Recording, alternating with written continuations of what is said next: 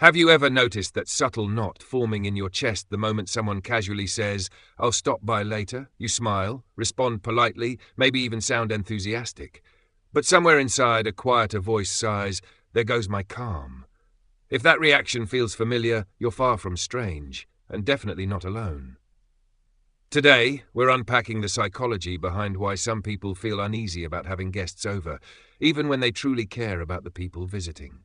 For many, hosting feels energizing, the chatter, the shared laughter, the sense of connection. But for others, home holds a very different meaning.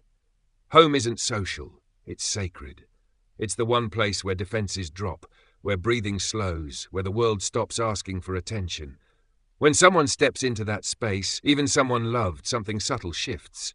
The stillness breaks, the atmosphere changes, a quiet tension slips in.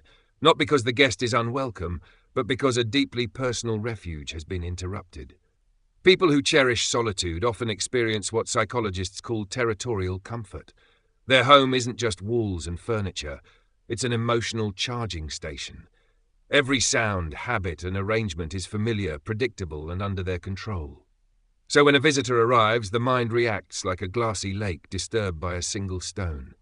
Nothing disastrous happens, yet everything feels slightly different. For many, home is also where they recover from social exertion. Outside, they're attentive, agreeable, constantly on.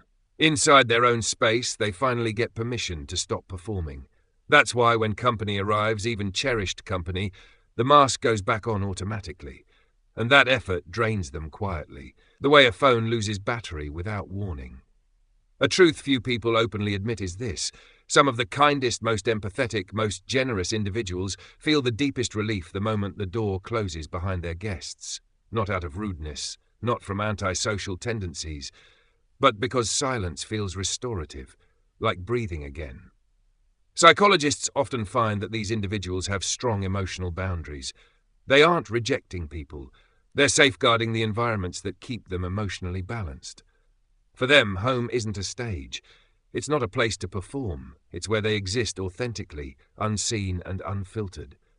That's why they prefer meeting friends in neutral spaces, cafes, parks, shared locations, where their inner world remains protected. And sometimes this sensitivity traces back to childhood homes where visitors meant noise, pressure, or emotional strain. Even years later, the body remembers that stress. Here's the part that matters most. There is nothing wrong with wanting to protect your space. You can love others deeply and still need solitude. You can be caring and still guard your peace. Because for some people, true comfort isn't company. It's a quiet room, a familiar seat, a warm cup of tea, and the gentle rhythm of their own thoughts. So what about you? Do you recognize yourself here?